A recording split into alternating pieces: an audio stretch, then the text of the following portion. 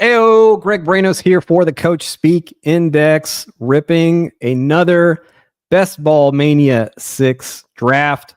My guest this afternoon is quite possibly the best fantasy football player in the world, according to Rolling Stone magazine. He is the winner of Underdog's inaugural Best Ball Mania and an analyst for Establish the Run. Justin Herzig, welcome. Appreciate it. I mean, to be fair, I'm probably like the second best, fantasy football analyst, even just on your stream in the past couple hours. Like, what a person to have to follow. You're all my favorite. Field. Actually, a little peek behind the curtain here is, I've been doing one of these on Wednesday, one of these on Friday. I reached out to Justin and asked him if he would do today. And he said he would, and we scheduled the 2 p.m. Eastern slot. And I had a line out to Field Yates on, hey, would love for you to come on, do a draft. I have every date available starting this date. Completely forgot that I had locked you in. And I didn't want to be like, oh no, let me tell Field that date and time is not actually available. So I'll just see if Justin is cool moving it back an hour and a half, and we'll do just like 2 on Wednesday, 2 on Friday. Have just like a huge fucking week of all-star guests with Field Yates and Justin Herzig and Josh Norris and Establish the Run's Adam Levitan. Just do it up big this week, and hopefully pop a winner here. We're gonna do a 30-second clock draft, Best Ball Mania. I will get us into that right now, and we'll see how many people are waiting on us. Waiting on 9 people for this draft, and get it up on screen here. When that Rolling Stone article came out, I'm sure your notifications were probably blowing up. Were there any people that you hadn't heard from in a long time who were like, holy shit, I remember that guy, Justin Herzig. Let me drop him a line on Facebook Messenger. Too funny. We actually just recorded an ETR podcast, and Adam asked me about like, hey, so like, how's your life changed or whatever? And it literally made kind of a joke, but like was definitely true, is like, if you're ever trying to get like a girl in your past to, reach back out, just be in Rolling Stone. The amount of, yeah. And so definitely got a lot of those. Honestly, like from a guy's perspective, it was mostly just, friends and such, reaching out, and like definitely some people that I haven't talked to as much. But yeah, did not expect the amount of female types, but women reaching back out. That was funny. My wife loved that one. What that seemed like a very thorough and / intense photo shoot that you participated in. What was that entire experience of the photo shoot and all the questions for the article, all that stuff? So the photo shoot was only a couple weeks ago, and they were here for probably about an hour and a half, 2 hours. It must have been like 3, 4, like I'm sure the camera roll was just few hundred pictures. So to get to those 2, and obviously one of them, the vertical one, which felt ridiculous when they were doing it, was literally like sitting in a chair trying to look up like that, but they're like, no, this is going to look great, it's fantastic, the light, all that. So that was fun, but the whole process for the interview was really cool. Was talking with the writer for probably about 4 or 5 weeks throughout the end of the NFL season as we were leading into the fantasy playoffs, and then for week 17 he flew down from New York down to my house to kind of see what the sweat would be like for week 17. And just kind of see what that would be like from in person. But then, as in the article, I also have like a bunch of friends that are just casual fantasy football players. And so he really enjoyed kind of talking with them too, to understand like, what does the sweat mean for them, which is this is their championship week just for their home league and such. So it was an overall really cool experience. Do you have your week 17 final sweat place already planned out for this year? No. I mean, so my birthday is New Year's Eve. And so it's interesting, like the 2 years ago was actually the most interesting, because that was when I had three teams in the finals of the 5-5-5. And that was on New Year's Eve. I had the Jaden Reed. It was when the Jaden Reed gets his second touchdown, diving over. Packers are up big. They decide Jaden Reed shouldn't come back out and play. He only needed I think it was another 11 yards and a reception or something to win me the million. But on that one, it was my wife was having a New Year's Eve party for a New Year's Eve birthday party for me. And so we weren't even really watching too much of the game until things started getting crazy. So no, don't have week 17 planned out yet. I think this is it's probably an earlier one this year. I haven't actually looked to see when that was. Well, we'll expect you to have at least one team in the finals, as you do most year, every year, most years. What has there been 1 year that you haven't gotten one into the finals? Not yet, probably this year, but no, first 5 for 5. So I've got the thumb on that last one, but hoping to keep the streak alive. But it's a lot of pressure. That's it's tough. You can deal with it. Can you take us real quick behind the scenes of what a rankings meeting looks like at Establish the Run? How long, how much do you guys get into it? If there are disagreements on players, what is kind of the tiebreaker if it's split down the middle? Yeah, so we don't have it's all in Slack, and it's all just always happening. Even just, and a lot of the conversations are Adam is recording market movers, and he's like, hey guys, can we look into this? Gives his thoughts. Then you're going to have Leone, Mark, Jack are the ones who are actually having their, hands in the dirt, and playing with it. You then get the questions for, okay, so if this is the case, where do you see that we're off market? Do you think that he's going to have an increased target share? Do you think that this is a team dynamic thing? Do you think we're going to see, hey, we need to increase the overall kind of passing expectations for this team? It's always that you kind of have the, hey, Adam and the Evan of I have these strong player takes. And then you also have the Leone and the Jack and the Mark that are doing the projection side of things. And so I think back and forth, that kind of coming together is where a lot of the magic is made. And I don't think it's there's never any hey, someone has a final say or something. Often it's someone might feel stronger about something. And in that case, other people are usually hey, unless they also feel strongly, it's, I'm willing to accept that my belief might be a little different, might be a little off or something like that. But it's a lot of give and take, and it's just continuous. Even, was just looking at it today, and on that podcast I was talking about, we were talking about Kyron. So then someone had a take there, puts that in. Now we're diving into what is the Hunter, what kind of role would Hunter actually have? What are the chances and likelihood of someone actually usurping Kyron? And so all those conversations happening. Yeah, what is your feeling on that backfield? That's a big one. That and the Jacksonville backfield are probably two of the ones that people are most interested to see kind of how this turns out, because right now it does seem so. I mean, definitely the Jaguars backfield seems ambiguous, but possible ambiguity with the Rams room. Yeah. So for me with the Rams, I mean, I think the most likely outcome is Kyron remains the starter for the entire year, barring an injury. And it's just kind of ho-hum, we know McVay loves him. And I think that's just the most likely outcome. But the thing is, we kind of know what the upside is with Kyron as well. And, he's not going to give us that kind of top 3, top 4, 5 running back season, just because he doesn't have the talent, the efficiency aspects there. I think the team's going to be pretty strong. You still have the dome. You still have kind of the pass first offense. But from an upside, it is capped. And then you have to take into account, okay, well, what about, even though we think the most likely outcome is he keeps that role, what are the kind of downsides here? And we've seen back-to-back years, they're drafting someone around, I think Blake Corum was also the 4th round. So you have the Corum, you have the Jacquez Hunter, and then you look at Hunter and you look at his profile, and he's not quite when they draft Blake Corum, this is like a Kyron, I don't want to say 2.0, but Kyron mirror image, Kyron lookalike. That's how they refer to him. Yeah.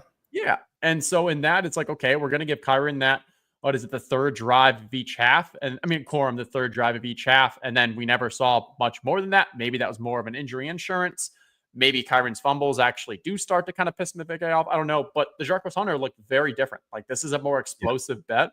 I don't think that's going to mean that, hey, he's going to become the more, bell of the ball for McVay, and then he's just going to get rid of Kyron.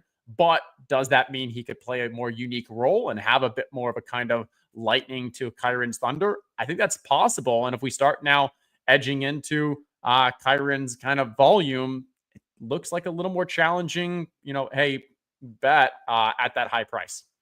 Right. He is definitely a player who needs to keep that 85+% snap percentage to kind of return value on what we're expecting from him. And, all the stuff we're getting from McVay after the season ended of really loved Liam Cohen's offense. We hearing things that, okay, the Rams want to do what McVay does every year or two, which is kind of take things in a new direction offensively, scheme wise.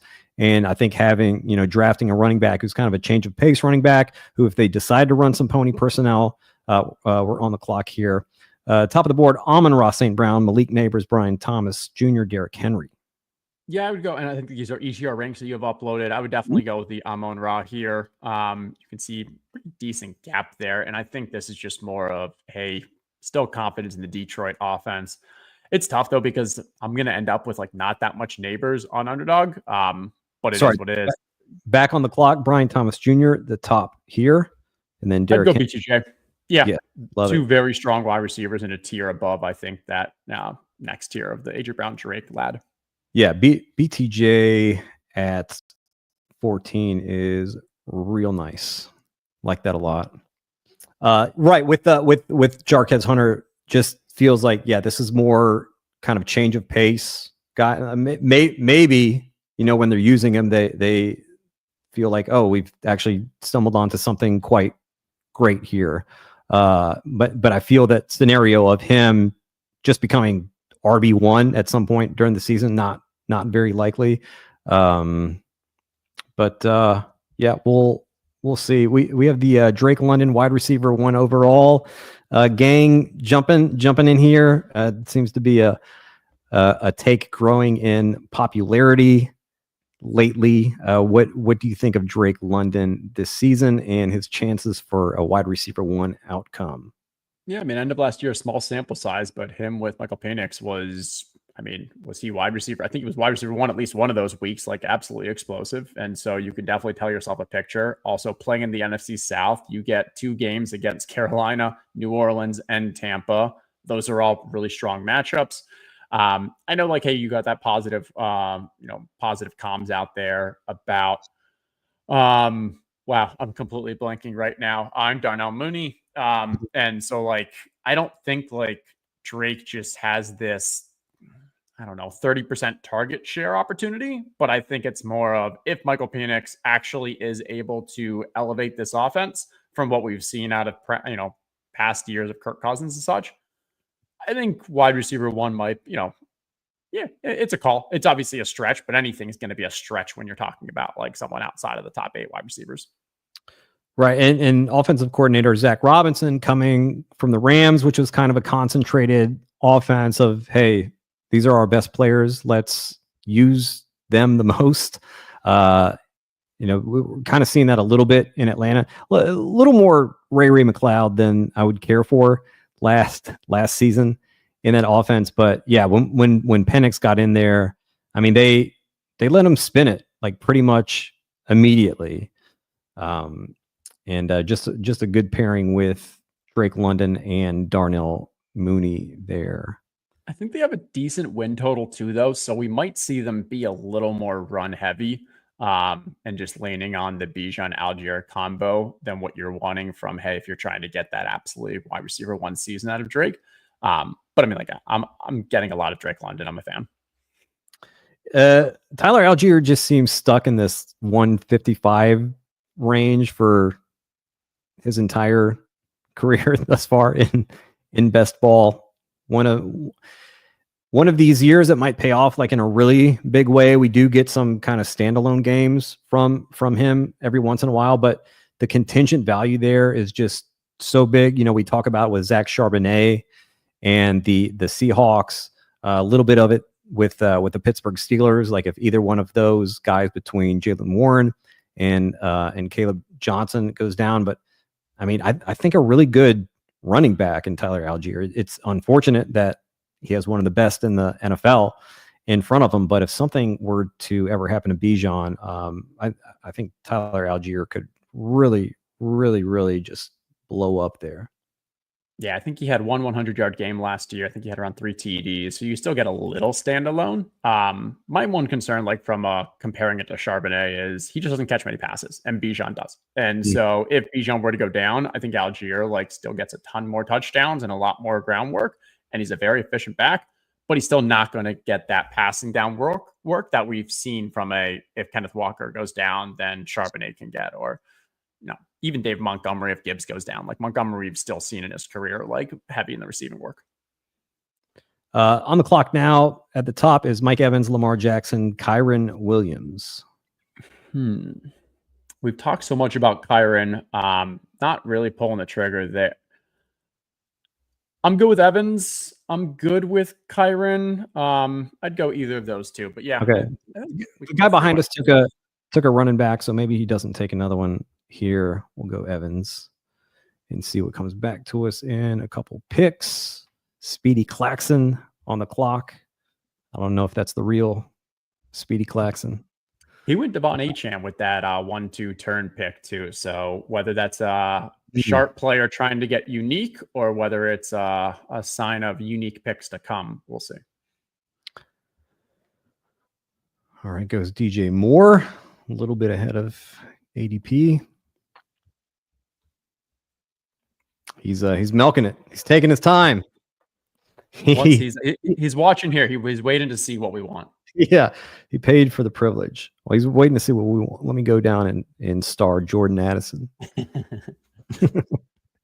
And hopefully he doesn't bite us in the ass. Okay, we're on the clock. Lamar, Kyren Williams at the top. Xavier Worthy would be the top wide receiver. Yeah, I think this is probably a pretty decent spot for Kyren. Right. We've talked about the risk aspect, but getting him in the early fourth. I do like Lamar, and I would have considered Lamar, but when you look at our wide receivers, Jared Goff, Trevor Lawrence, Baker Mayfield, like all guys that I'm perfectly content doing even, two of that group. So I don't think we need to grab that Lamar. Definitely. And with Trevor Lawrence going so late in drafts this year, love taking an early jag and then just being able to scoop up Trevor Lawrence later in the draft. What are the some of the biggest mistakes that you see from drafters who are, just pretty new to best ball? Let's see. I mean, obviously the floor of just best ball drafters in general has improved so much over the years. And I think just, a lot of fantastic content streamers out there. So I'm going to call out one that I see directly in this draft. So sorry if Vicious Philly is watching, but 2 elite tight ends is just not a move that I want to be doing right now. I'm already, of the opinion that elite tight end on Underdog isn't really the optimal decision. I know there's a lot of, arguments back and forth, but I'm not going to. If someone wants to go with it, there's valid arguments. I disagree, but it is what it is. But trying to go to elite tight ends, if you look at it from a data perspective, it just hasn't worked out. The only time that it had like a successful win rate was when Travis Kelce basically lapped the field, but you would have had just the same advance rate if you had not had that second elite tight end, but just Kelce. And I think 0 teams that year made it to the finals, where if you had just the single Kelce with someone else, it was kind of an about expected advance rate for the finals. This is all small sample size data. And, even it's, so heavily dependent upon like how the tight ends do that year, but you're just giving up so much in this draft. And it'll be a fun team for us to watch throughout to see like, what does that wide receiver room actually look like without taking that second one, would have been very different. Yeah. Yeah. And starting running back as well. It's unfortunate because he gets a really great ADP value on Brock Bowers at and Barkley. And then, yes, and follows it with McBride. I have drafted one double elite tight end team on accident. It was the night that Gilbert Arenas was drafting, and I planned on only doing like 1 or 2 drafts. And then I was like, okay, he's clearly, put his rankings in and he's auto drafting. Let me do a bunch of drafts. I was I was tired when I did the first one. And then by like number 10 and 11, I was just laying in bed, kind of nodding off here and there, and I'd forgotten that I'd taken Trey McBride and I took George Kittle. Yeah, but it actually ended up being a pretty strong team, partially because just the way that the room was with Gill and everybody getting kind of pushed around. And like, it was I do think McBride and Kittle is like too much capital at that, but like, I don't think that's nearly as bad as a Bowers McBride, because if you look at where Kittle's going, like the wide receiver difference between what you're giving up in that third or second, like, is massively different. Yeah. Huge. How are you liking the George Kittle value this year? He's going on, it just went off 53 in this draft. I believe finished tight end 1 last season. Well, depending on format. I think actually Brock Bowers finished first in half PPR, Kittle like first in standard. But I mean, he's going so much later than those top 2 tight ends, and seems like there might not be just like a large gap in the points that we can expect from them. Yeah, I wouldn't say like he's a target of mine, but I'm also not avoiding him. I do like Brock Purdy, so I like kind of going with that stack. Yeah, we can touch back on it after. Yeah, we're about to be up. We've got 3 wide receivers and a running back. Chris Olave, David Montgomery, Jordan Addison, Jerry Jeudy are the top. Jordan Addison would give us a week 17 correlation with Amon-Ra. I'm good with that one. Okay, perfect. Probably the highest point total for week 17 as far as expectations. Yeah, in the dome. Love it. Yeah, I like that game a lot. I could see the Rams Falcons game being a nice little shootout if the Falcons defense is not buoyed too much by the draft picks that they made this season. Back on the clock in one more pick, and we're on the clock. Chris Olave, David Montgomery, Jerry Jeudy, Travion Henderson would be at the top here for you. I'd probably go with Chris Olave. I think right now, just both Saints wide receivers are just being undervalued. Part of it's because people are like, if I do this, am I going to stack him? I have to take Tyler Shuck later on. Do I even like Tyler Shuck? But you've got Kellen Moore coming in. You've got, again, same arguments that we made earlier for, whether it was the Falcons, but you've got those 6 games against the NFC South. I'm not really an injury kind of concerned guy. I do accept that, like, hey, if Chris Olave gets another concussion, like, he's going to miss some time. But overall, from a projection standpoint, from his talent, he's just a player that I want to keep making bets on. And same with Shaheed. Yeah, it's not like, some ACL or some kind of injury like that he sustained.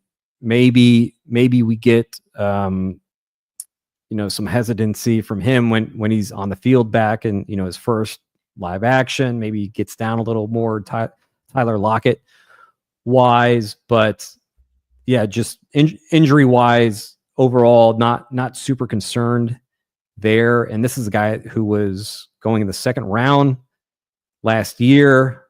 Now, if he stays healthy, does he return on that value? Probably not comparatively, but for him to be going in the 60s, I think is like pretty crazy right now when we know how talented he is. We've seen the reception perception on him. We've seen him play in the NFL and really just kind of dominate competition when he's healthy and out on the field and gets, even halfway decent quarterback play. And this is a guy who head coach Kellen Moore is talking up a lot about. He's incredible. He's an awesome player. We're going to use him a lot. We're going to get him the ball a lot, and we're going to move him around and put him in advantageous situations. Rob Reimer asking, do you have a sneaky week 17 game that you want to stack? Yeah, so I take more of a strategy of, rather than trying to predict the games, focusing more on when I am betting on one offense, just getting pieces of that bring back. And so I think like 2 years ago, you had that Cleveland New York Jets game that everyone wanted to avoid, and then ended up being the crazy shootout. And you needed, I think it was David Njoku, and maybe it was Breece Hall on the other side or something. But to keep it fun and to answer the question, I don't know, is this sneaky? I don't know, but I think Rams Falcons is a fun one that I could definitely just see being a high scoring, pass heavy game. That'd be a fun one. Yeah, absolutely. And I like the prices a lot of those players in that game. Yeah, real affordable prices on Mooney. Obviously, we've talked about Algier. I'm not taking the dive on Kyle Pitts this year. I'll leave that to other people. But with the Rams, Devontae Adams, I feel is going a little bit later than he should. I've got him pretty high in rankings, and Tutu Atwell getting some good coach speak on him as well from Sean McVay and from their offensive coordinator Mike LaFleur yesterday. It sounds like they do want to play a little more 12 personnel. And, that would obviously hurt Tutu Atwell's ability to get on the field. But we'll see what kind of percentage they actually run of that. Carl is GOAT. Olave at his ADP is a smash. Been taking a lot of him. And Carl also loves waiting on QB this year. So many solid options. Yeah. We'll tag onto that in a second after we make these picks. Up in one more pick, Darnell Mooney just went off the board.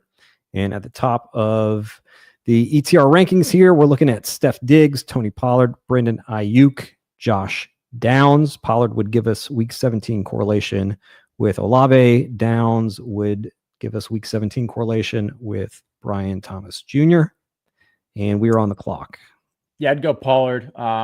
Position of need, a tier drop from him into the next running backs, and then week 17 correlation. So all of those feel like good to me. Beautiful. If TJ Hawkinson falls to us here, I think that's a pretty solid one. We have the correlation. We can grab JJ McCarthy. And this also allows us to kind of go with a 2 tight end room if we think we're going to go 3 QBs. What are our buys for the wide receivers? Because this might be a 6 wide receiver room. So our top 2, Amon-Ra and BTJ is week 8, and then Evans 9, Addison 6, Olave 11. So the only 2 that are the same are top 2. Okay. Because when we've invested a lot at this position, obviously 3 straight to start off, and then 2 of the next 3. So this is one where I'm like, this is definitely not going to be more than 7 wide receivers. Might just be 6. We'll see how the end of the draft goes. But yeah. What would your cutoff be here for 2 tight end room with TJ Hawkinson? It also matters if it's stacked or not. So if I'm thinking of who we have, we can scroll through the wide receivers real quick. We have like Hawkinson and Brenton Strange. I'd probably still be fine with. I probably wouldn't want to do Hawkinson and Juwan Johnson or Hawkins and Cade Otton. So maybe Brenton Strange is probably the very end of it. Okay. I mean, that's a pretty long time away from. It is. And, if you're not talking about stacks, I think someone in that like Dallas Goedert range is probably like the best from a feel wise of those 2. Yeah. But because of the stack, that means Brenton Strange, we can push him up a little if we had Trevor Lawrence as well. And yeah, that's usually around the cutoff is the Dallas Goedert, Jake Ferguson for me when I'm taking a guy like a Kittle, something like that. Willing every now and again to extend it to like a Hunter Henry, maybe with like a Trey McBride, Brock Bowers. Obviously, you can go a little bit further. I feel. Yeah, I mean, the more elite you go, you've kind of got to say, hey, I don't want to spend more capital on this. And so, yeah, I'm perfectly fine using a Theo Johnson, Juwan Johnson, one of those guys as my second if I have an elite tight end. Taking a quick look at our team right now, running back Kyron Williams and Tony Pollard. At wide receiver, Amon-Ra St. Brown, Brian Thomas Jr., Mike Evans, Jordan Addison, Chris Olave, and at tight end, TJ Hawkinson. I feel like this is shaping up to be a pretty nice draft here, which is, no wonder when you're drafting with quite possibly the best fantasy football player in the world in Justin Herzig. Funny. All right, let's get some QBs looking at. Obviously, Baker would be a smash if he falls to us with the stack. Goff is probably right around there as well, assuming he's still available. No, yeah, there He he is. He's is. just Yeah, 22 yeah. though. Baker, Yeah. yeah, Baker, Caleb, Brock, Goff, all here. Waiting to party with the boys. And then running backs. Jalen Warren up here. I'm very high on Jalen Warren this year. The data around third round running back rookies is just not great, less than a 20% success rate for their rookie season. And so I definitely understand, like, hey, if you are drafting Caleb, why you are, because when you're right, it has smash potential. But I also want to be taking, hey, in the majority of the time that he doesn't actually have that big breakout season, Jalen Warren, even if he's not like going to have the smash potential of Caleb Johnson, he's still a very solid hit. Yeah, I feel very good about Jalen Warren giving us usable weeks at the very least, and then you have just feel like several pathways to him giving you a lot more than just a handful.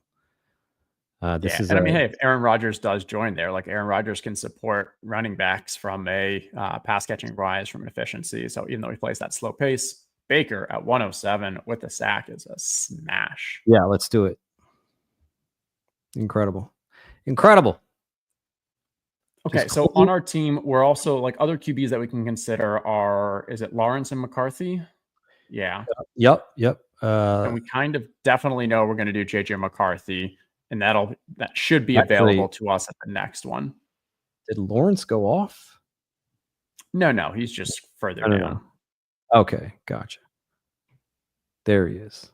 Yeah.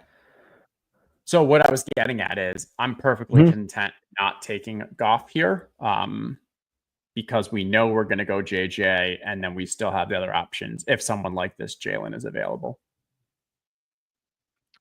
Yeah, I would love to get. I don't even want to say his name right now.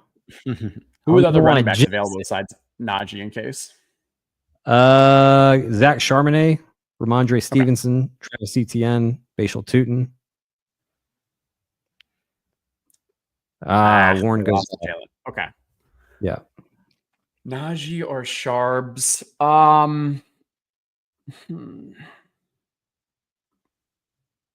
We have Kyron, and we have, who's our other running back? Kyron and Tony Pollard. Who would you choose between these two? 7 second. I think I'd go the upside in Charbonnet, just like the contingent value there. Also, I have like a bag of Kenneth Walker Jr. or of Kenneth Walker III. So that's just like a nice kind of hedge on that portfolio. Jim Harbaugh's comments on Omarion Hampton when they drafted him, like, kept referring to obviously, how productive he was in college and all that, and just kept saying like he can score the ball. He's so good at scoring the ball. I was like, oh man, like that's that might not be great for Najee Harris kind of goal line role. Like both big guys, like they probably end up using both of them around the goal line. But just to kind of like hear that and hear someone just like kind of obsess on this point over and over, it's like, okay, when they're saying it like 3, 4, 5 times or whatever, maybe pay a little bit extra attention to that. Rob Reimer chiming in here with a report on a report of Tom Pelissero reporting J.K. Dobbins is meeting with the Denver Broncos. That'd be actually really like that, if that would be a good signing for them. Because we know that RG Harvey's not going to be like a 80% workhorse. And when you're looking at the other guys that are available there, like, it's below replacement level. So bringing in a veteran like J.K. Dobbins, I think, would be, from a football sense, make a lot of sense. I think for people who are drafting RG Harvey where they are, wouldn't be happy about it. But I don't think the Audric Estime thing is going to happen as much as Sean Payton wants to talk about wanting to give him touches. I mean, a good time to do that would have been in the most important game of the year last year, but the Broncos made Estime a healthy scratch for that game. So that doesn't inspire a ton of confidence in that player. But they've been, I mean, they really want an RB1 there. And I think RJ Harvey is going to be a pretty nice fit, but that price is very expensive right now, going in the early 50s. Yeah. Mr. Soda Popinski from Mike Tyson's Punch Out asking, how much emphasis does I think I get Jason a lot. I get Jason a lot. Okay. Put on bye weeks, i.e., Justin. Yeah, okay. Kyron and Sharps, both week 8 for us. If this is going to be like a 4 running back team, then yeah, I'd be concerned about it. But based off how much we invest in the wide receiver position, I think this will probably be a 6 or so running back team. And in that case, it's not that big of a deal to me. Yeah, and it's not even like it's our top 2 running backs of, Kyron and Pollard. It's Kyron and then a guy who is again, like maybe more of a contingent play than anything else. We're 1 pick away from getting Jared Goff at 131, which is about a round and a half past ADP. Is JJ McCarthy still available too? He is also available. Okay. Yes, and Trevor Lawrence is also available. Yeah, I think we leave these 2 picks with just going down that list. Okay, you want to take Goff here first? Yeah, you want to click on Speedy Claxton real quick just to. Yeah, obviously he doesn't have Jefferson, but is there any? There's no other Minnesota guys. So yeah, we should go Goff. Okay, let's do it. The ADP value for Baker and Goff right there are pretty crazy. It really is, man. And then you wanted to go the third QB here. Yes. Is that correct? Yeah. We have the double stack for the McCarthy side of things. We grabbed Hawkinson so we can make this a 2 tight end build if we need to. All right, McCarthy. Yes. Here we go. Got him. Beautiful. So I think it's either 3-6-6-3 or 3-6-7-2, depending on where we devote the talent. Yes. I mean, obviously it's 19 picks away, but in this spot now, are you thinking, all right, we're going to attack probably running back first?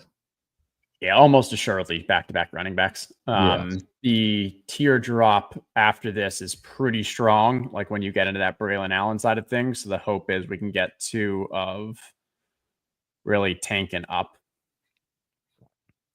Yeah, on Braylon Allen, we're getting a couple kind of signals recently. One is obviously the head coach Aaron Glenn a few weeks ago, about a month ago or so, saying 1-2-3 punch. We want to utilize all these running backs, and then we get a report, I believe this week or end of last week. I can't remember who it was from, but saying that Braylon Allen.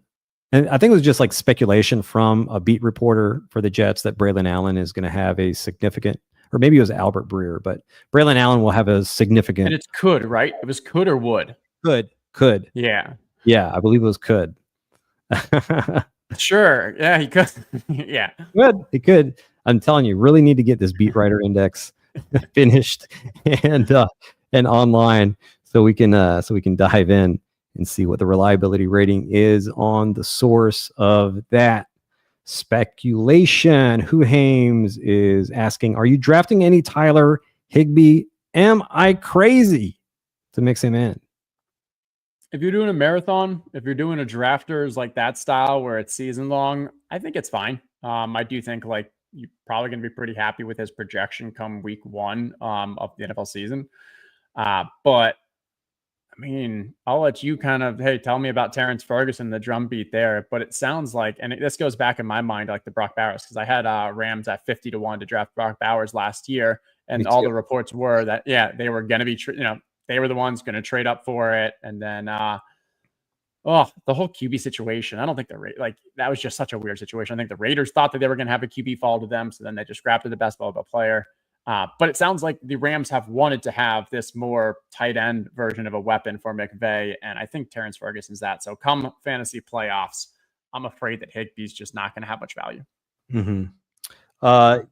Yeah, what was it? So yesterday, Michael LaFleur says Terrence Ferguson has a good demeanor. He's fitting in real well with these guys, just continuing to get better. A lot of the stuff that they've been saying, and Les Snead saying, hey, he's kind of the heir apparent to Tyler Higbee. Seems like more of a development guy for his rookie season, but we do again see these guys as the season goes on, as he's kind of getting the hang of it, could be a weapon for them. And if they end up going 12 personnel, like they've kind of intimated towards, then obviously Tyler Ferguson is going to be one of those guys that's on the field, and he's probably not doing the blocking duties. Like that might be more Tyler Higbee in Terrence Ferguson's rookie year there. I mean, it's interesting because you look back, and that was I think 3 years or so ago when you had Cooper Kupp on the field with Tyler Higbee, and like Cooper Kupp was basically just blocking for Tyler Higbee in some of those games. McVay would just decide like, hey, this is going to be a Tyler Higbee game. He had double-digit targets. I think one was even like maybe 14, 15 targets or something crazy. Then you started having like, I think they actually started taking Cooper Kupp off the field because they'd bring on some third string, fourth string wide receiver that was better at blocking for these formations. So like we know that there is this world where McVay is just going to focus on the tight end, but I think that's the only way that Higbee really hits value is volume, where give me the more upside in the Ferguson. So we're on our the running back pitch. Yeah. Running back is Austin Eckler, Will Shipley, Rico Dowdle, Justice Hill. If we did want to go tight end, there's a big value on Tucker Kraft right now at 155. Okay, 20 pick. I'm good with that. And I think we can just like call it a day on the tight end room with Hawkinson and Kraft. All right, we got Kraft there. And now back on I think running back. Slam. Yeah. Eckler? Yeah. Yeah. I like Eckler a lot. I think you're at this late in the draft, you're actually having a player who's going to be out on the field and has beyond the contingency value. I think we may actually have a role in that offense. We saw it last year. Obviously down the stretch wasn't the best, but he's still not that far removed from being a, maybe efficient isn't the right word, but he's definitely a guy that like coaches trust. And so I see him still having like a weekly role. And then if Brian Robinson were to go down, I think he could take a major role there. Yes. They drafted Ja'Cory Krosky-Merritt, but that was in, I believe, the 7th round. So not a lot of draft capital tied up there at the running back position in this draft. Yeah, Brian Robinson was a quiet winner of the draft, no question. Yeah, I still can't get myself to draft him that much, man. It's definitely an unsexy pick. And just thinking like what in best ball, like what kind of rooms are you getting him into, right? Like what's the kind of like structure that like, okay, really like a Brian Robinson Jr. in this room. Yeah, for me, it's actually just when I draft Jaden Daniels, and it's more of a bet on the offense as a whole. I don't actually have that much Brian Robinson because I do think like his price was already a little high before in the pre-big board, and then he didn't get any major competition, and it was just like, well, he was already kind of there, so now he's at where he should be. But when I'm making a bet on Jaden Daniels, even though like in a one-game sample they may not directly correlate because Jaden's not throwing to running backs, Brian Robinson's not catching much, but across the season, the offense is more efficient. Jaden's putting up more points. Brian Robinson, as a result of a mobile QB, can become more efficient as well. So that's where I found myself doing it a lot. But not a clear target, because if you look at the running backs going around him too, like I'd rather have Pacheco. Mm-hmm. I think I like Jaylen Warren straight up more, but I wouldn't draft him over him because of ADP. But I think like that's where Yeah, I'm taking Scatterboo over him. I know not everyone's in on Scatterboo. Yeah, what was this tease? I think you teased something yesterday about some. Yeah, a couple days ago. It's a non-coach speak thing. Like if it was a coach speak thing, like I'd put it in the Discord. I'd put it out and whatever. This is like kind of a separate signal, but when paired with the coach speak, I think makes for a good signal. Definitely interesting. I just need the time to put it out. I've been kind of swamped this week. Like there were a ton of pressers yesterday. Got the live streams today and stuff. Probably tomorrow, if it's not too busy, I'll go ahead and tweet that out. It'll be interesting to see how it affects his ADP and if that ADP jumps up a little bit. I'm kind of enjoying just the whole process. So I have people who are responding, days later to that tweet, like, all right, where is it? What is it? lot of responsibility. Yeah. I mean, I tweeted about De'Ami Brown and that price went crazy since then. So don't want it to go too crazy just yet. Holding off a little bit. We're on the clock here. And at running back, Will Shipley, Rico Dowdle, who has correlation with every single playoff week. I'd go Shipley. Here. Shipley. All right. Yeah, I think from a pure contingency, like he's not going to have a role if Saquon's healthy, but from a pure contingency standpoint, or who knows, maybe there's some games that the Eagles put up 40 and Saquon's like, yeah, give instead of Kenneth it, give Shipley that. Right. Back on the clock at running back, the top is Justice Hill, Jerome Ford, Marshawn Lloyd, Blake Corum. I don't love any of those wide receivers. Yeah, it's ugly. Let's grab Demario Douglas just because there's a teardrop from here to the rest of the wide receivers. Sure. Yeah, what I've been struggling with the Pop Douglas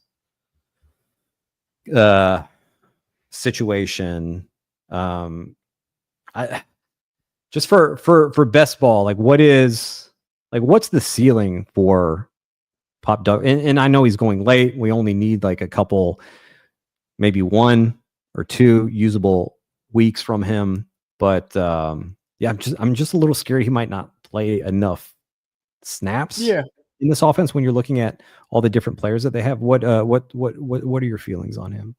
I mean, I don't think like Kyle Williams is really a threat to him. I think Kyle Williams is going to play a bit more of that outside receiver. And so now it's like, okay, does Stephon Diggs that we saw in Houston playing more underneath for CJ Stroud, like, is that going to take the Demario role?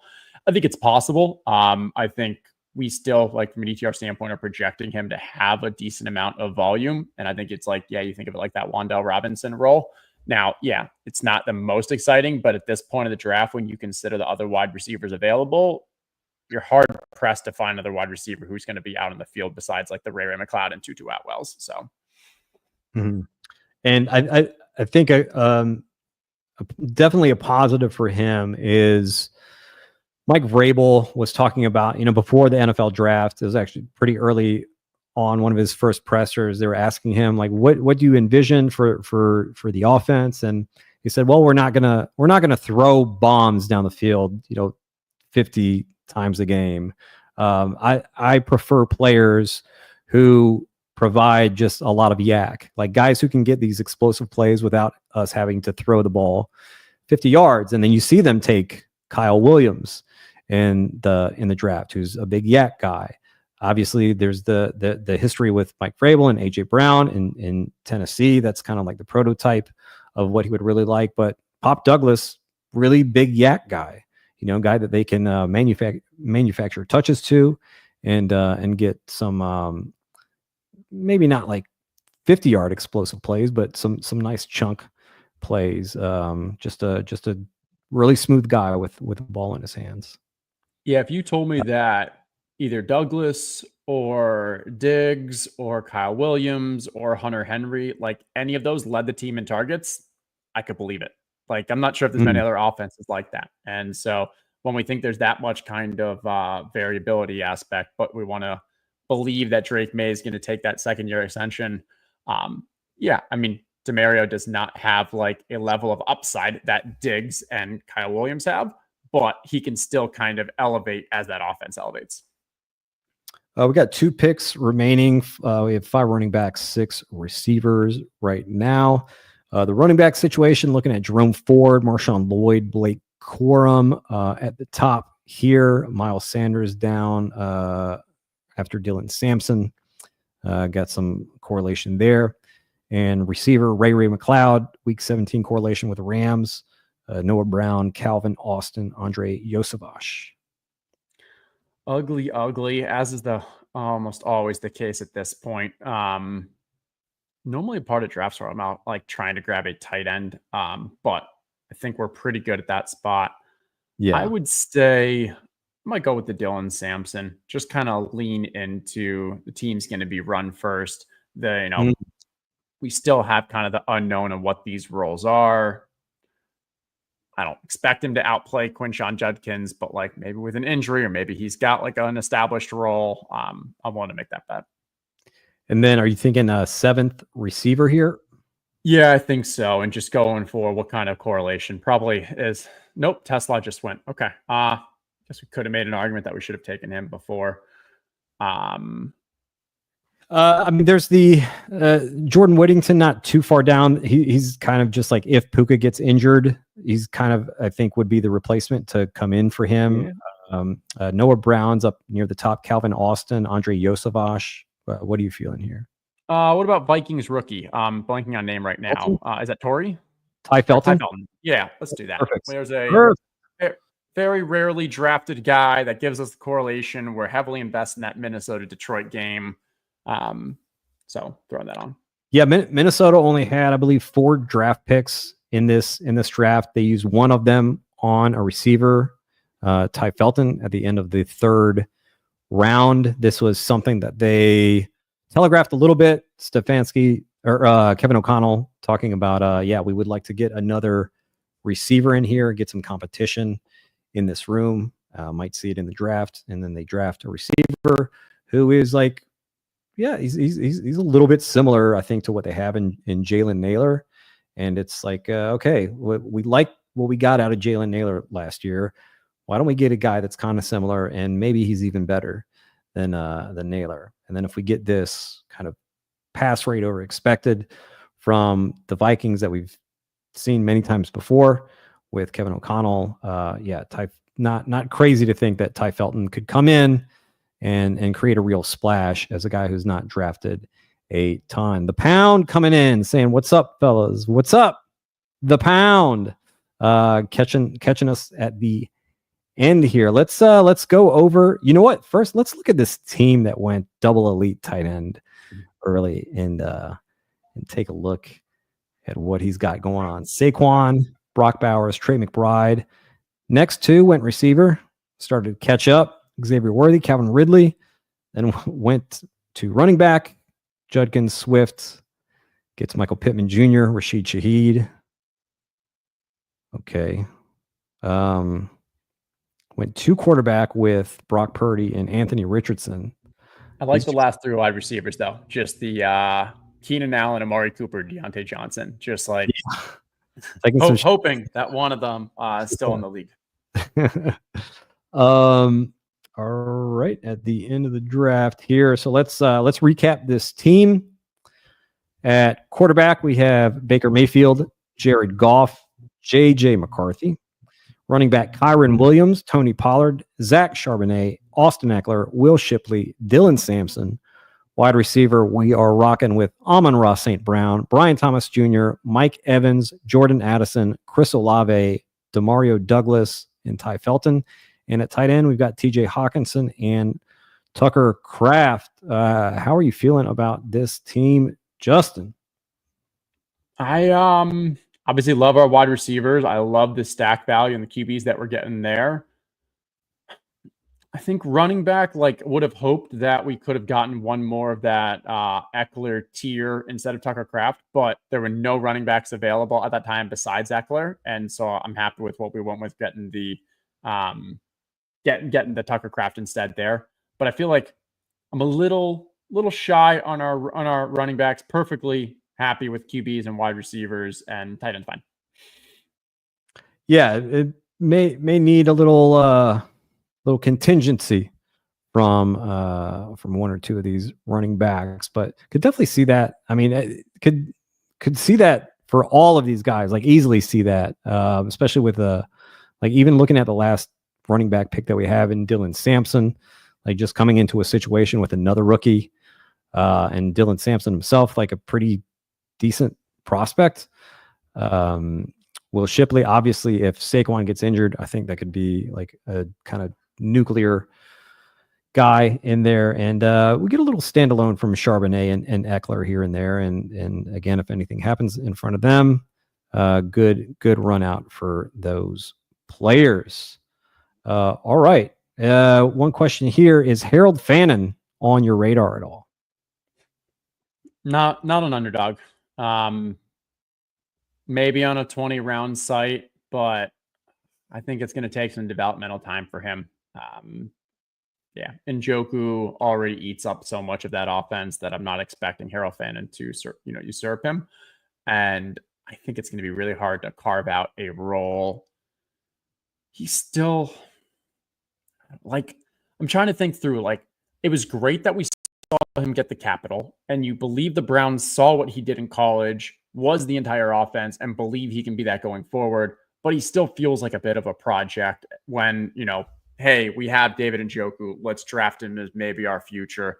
So is it possible? Yeah. It's not someone that I'm targeting on Underdog. All right. Justin, thank you so much for joining us today. This is a really awesome time, really fun draft, very strong team that I'm excited to win $2 million off of. Appreciate it, Greg. Thanks for inviting me, and love the content, love the Coach Speak Index, everything you've been building, and happy to continue cheering for you along from the sideline. Thanks, man. Please let everybody here know where they can find you and what you've got going on. At Justin Herzig, and all my content, streams, all that's with Establish the Run. Awesome. All right. Thank you. And thank you to everybody who showed up, hung out with us. We will see you on Friday. We have a draft at 2 p.m. Eastern with Josh Norris, and then 3:30 p.m. Eastern with Adam Levitan of Establish the Run. All right. Y'all take it easy. Peace.